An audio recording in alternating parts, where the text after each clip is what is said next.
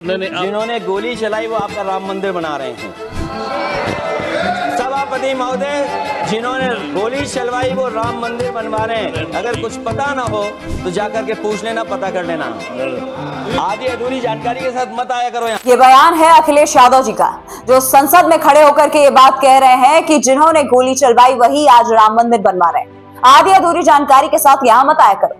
मुझे ऐसा लग रहा है कि आधी अधूरी जो जानकारी है वो खुद अखिलेश यादव जी के पास, क्योंकि अखिलेश यादव जी ये बात भूल रहे हैं कि जिस राम मंदिर के आंदोलन की वो बात कर रहे हैं उस समय सरकार आखिर किसकी थी।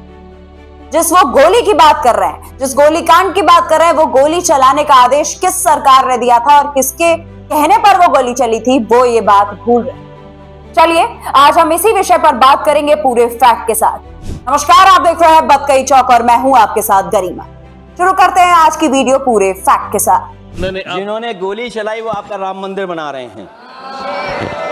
सभापति महोदय, जिन्होंने गोली चलवाई वो राम मंदिर बनवा रहे हैं। अगर कुछ पता ना हो तो जाकर के पूछ लेना, पता कर लेना। आधी अधूरी जानकारी के साथ मत आया करो यहाँ पर। अब आप बताइए सभापति महोदय, बीवी राम जी नाम बदल दिया आपने। दोस्तों, सबसे पहले आपको हम बता दें कि ये जो बयान है वो उस वक्त आ गया जब लोकसभा में बजट पर चर्चा चल रही थी। अखिलेश यादव केंद्र सरकार पर हमलावर थे, लेकिन अचानक बहस का जो रुख है वो बदल गया। राम मंदिर को बहस के बीच ला करके खड़ा कर दिया गया और कार सेवकों पर गोली चलने के मुद्दे को उठा दिया गया। सत्ता पक्ष की ओर से जैसे ही 1990 की फायरिंग की बात की गई, अखिलेश यादव और ज्यादा आक्रामक हो गए। उन्होंने कहा कि जिन्होंने गोली चलवाई वही आज राम मंदिर बनवा रहे हैं। दोस्तों, ऐसा माना जा रहा है कि अखिलेश यादव का ये जो इशारा था वो नृपेंद्र मिश्रा की ओर था, जो आज राम मंदिर निर्माण समिति के चेयरमैन हैं। लेकिन सवाल बहुत सीधा और बहुत स्पष्ट है कि क्या किसी आंदोलन की जिम्मेदारी, क्या किसी आईएएस अफसर की 35 साल पुरानी एक पोस्टिंग पूरे ऐतिहासिक घटनाक्रम की जिम्मेदारी तय कर देगा? अगर ऐसा है तो फिर उस वक्त की सरकार का आखिर क्या रोल था? उस वक्त मुख्यमंत्री का क्या जिम्मेदारी था? गृह विभाग किसके अधीन चल रहा था और पुलिस किसके आदेश पर काम कर रही थी? चलिए अब जरा आपको पीछे लेकर के चलते हैं और सीधे इतिहास के उस पन्ने को खोल देते हैं जिसे समाजवादी पार्टी आज भी भूलना चाहती है। दोस्तों, साल था 1990 और उत्तर प्रदेश में सरकार थी मुलायम सिंह यादव की। अयोध्या में राम मंदिर आंदोलन जो है वो चरम पर था। देश के कोने कोने से हजारों कार सेवक अयोध्या पहुंच चुके थे। तारीख को याद रखिएगा क्योंकि यह तारीख इतिहास में दर्ज है। 30 अक्टूबर 1990 और 2 नवंबर 1990 ये वो तारीखें हैं जिन्हें ना कोई बयान मिटा सकता है, ना कोई सफाई और ना ही कोई सियासी भाषण। इन्हीं 2 दिनों में अयोध्या में हालात जो थे वो बेकाबू हो गए और उसके बाद पुलिस ने गोली चला दी। अब यहाँ पर सवाल ये उठता है कि आखिर सरकारी रिकॉर्ड क्या कहते हैं? दोस्तों, सरकारी रिकॉर्ड भी ये साफ बात कहते हैं कि कार सेवकों की मौतें हुई थी। संख्या को लेकर के बहस जायज है, लेकिन मौत हुई थी, इस सच्चाई से कोई इनकार नहीं कर सकता। अब सबसे अहम सवाल इसमें यह है कि उस वक्त उत्तर प्रदेश के मुख्यमंत्री कौन? दोस्तों, हम आपकी जानकारी के लिए बता दें कि 1990 में जब यह आंदोलन हुआ, जब ये गोली चली, तो उस समय मुलायम सिंह यादव की सरकार थी। गृह विभाग मुख्यमंत्री के अधीन होता है। पुलिस प्रशासन राज्य सरकार के निर्देशों पर काम करती है।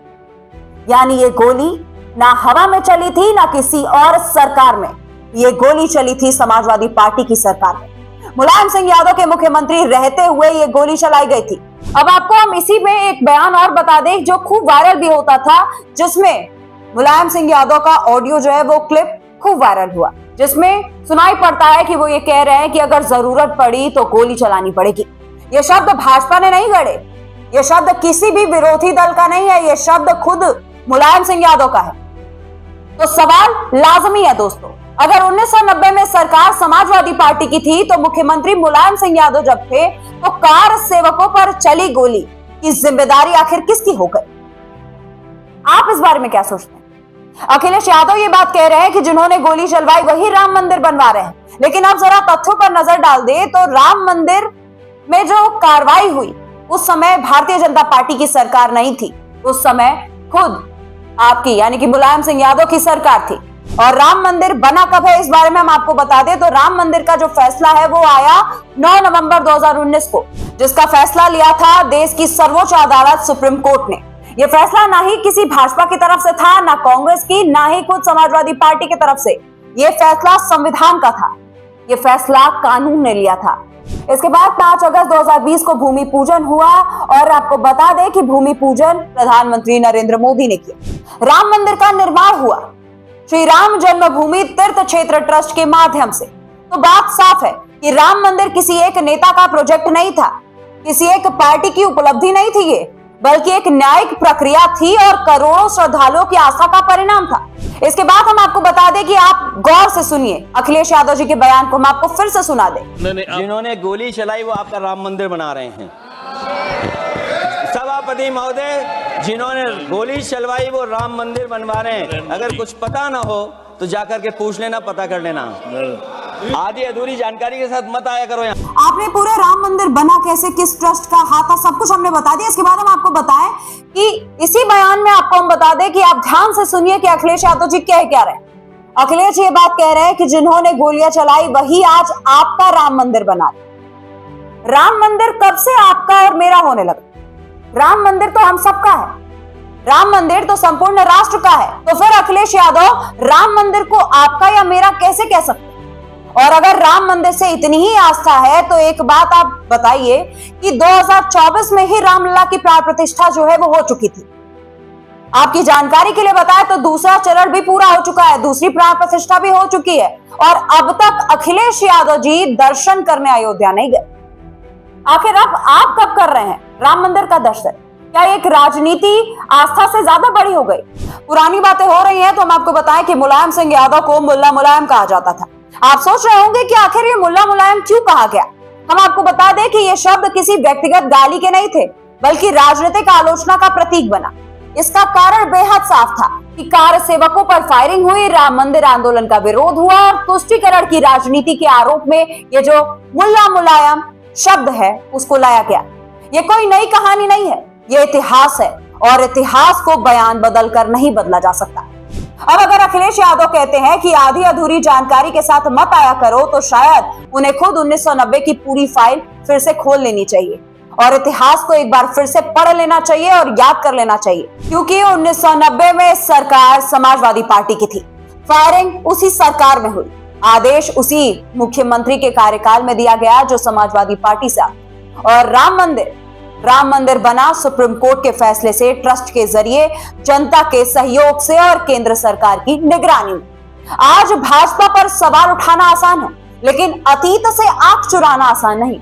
अखिलेश यादव का हमला राजनीतिक हो सकता है, लेकिन तथ्य राजनीति से नहीं बदलते। आप इस विषय को कैसे देखते हैं और आपको क्या लगता है कि अखिलेश यादव का ये जो बयान है क्या वो पूरी तरीके से सही, और आप हमारे फैक्ट से कितना अग्री करते हैं कमेंट सेक्शन में जरूर बताइए। मिलती हूं मैं आपसे अगली वीडियो में, तब तक के लिए नमस्कार।